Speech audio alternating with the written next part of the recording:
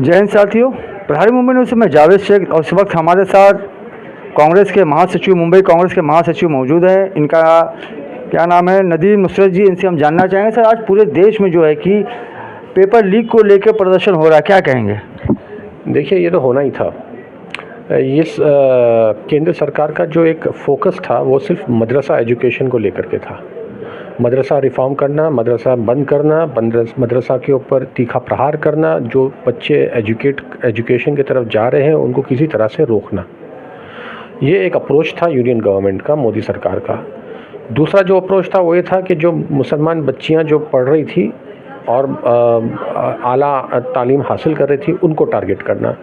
उन्होंने हिजाब को टारगेट करना शुरू कर दिया कॉलेजेस के अंदर, यूनिवर्सिटीज़ के अंदर। और इस तरह का जब आपका फोकस रहेगा एजुकेशन मिनिस्ट्री का, तो ये लाज़मी बात है कि दूसरे जो एजुकेशन स्ट्रक्चर जो रहता है वो पूरा खोखला होने जाता है। प्रिंसिपल्स, एजुकेशनिस्ट, एकेडमिशियंस, इन सब का फोकस जो था, इनका सबका तवज्जो जो था वो हिजाब के ऊपर था या मदरसा के ऊपर था। और नतीजा क्या हुआ? नतीजा ये हुआ कि यूनिवर्सिटी ग्रांट्स कमीशन जो पूरे यूनिवर्सिटीज़ को देखता है, जो उनकी पॉलिसी बनाता है, वो उनका जो दायरा था, उनका जो काम था, जैसे वो नीट हो गया, नेट हो गया, जो कुछ भी हो गया, आपने उसके ऊपर से तवज्जो हटाना शुरू कर दिया। आप इस बारे में खुश थे कि भाई हम मदरसा को टारगेट कर रहे हैं, हम हिजाब को टारगेट कर रहे हैं और इस तरह से हमारा एजुकेशन सिस्टम चलेगा। लेकिन ऐसा नहीं होता है। अब प्रॉब्लम ये आ गया कि मोदी सरकार में, वेदर वो माइनॉरिटी डिपार्टमेंट हो या वेदर वो एजुकेशन डिपार्टमेंट हो, उनको भी चलाने वाले समझ नहीं पाए कि हो क्या रहा है, करना क्या है। तो पेपर्स लीक होते गए। आपका जो ढांचा था एजुकेशन सिस्टम को लेकर के वो खोखला होते गया। आपने जेएनयू को टारगेट किया, जो एक सबसे इम्पोर्टेंट यूनिवर्सिटी और सबसे प्रीमियर यूनिवर्सिटी थी हमारे देश की, उसको टारगेट करना आपने शुरू कर दिया। जबकि नॉट लेस देन 3-4 केंद्रीय मंत्री जेएनयू से पढ़ करके आए हैं, आपने उनको भी नाकारना शुरू कर दिया। तो अब इस तरह का माहौल जब क्रिएट हो गया 5-7 साल में, आहिस्ते आहिस्ते आपका जो एजुकेशन का ढांचा जो बना था, जो पुख्ता था, वो अपने आप से कमज़ोर होते गए और नष्ट हो गया। और पेपर लीक तो ये आखिर में होना ही था और हो गया।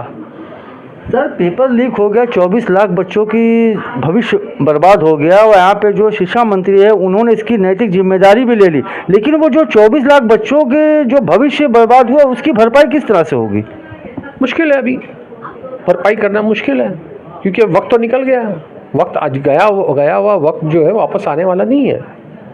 अब आपको ये करना पड़ेगा कि अब आपके पास में एक मौका रह गया, जहाँ पर भी टाइमलाइन होता है, जहाँ पर भी एज बैरियर होता है, उसमें रियायत देनी पड़ेगी, ये साल के मद्देनज़र रखते हुए। जिस तरह से आज जो है कि 24 लाख बच्चे हैं और अब किसके पास फीस है भरने की, नहीं है, तमाम इश्यूज़ है, बार बार पेपर लीक हो रहा है, तो इसकी नैतिक जिम्मेदारी ले लेने से कोई मामला हल होता नहीं। आज कांग्रेस ने पूरे देश में जो है कि प्रोटेस्ट किया है, तो इसका हल किस तरह से निकलेगा? अब कुछ बच्चे उसमें पास भी हो गए हैं, कुछ फेल हो गए हैं। देखिए, अब हल आप जो कह रहे हैं, हल तो इतना आसानी से निकलने वाला है नहीं, क्योंकि आप देखिए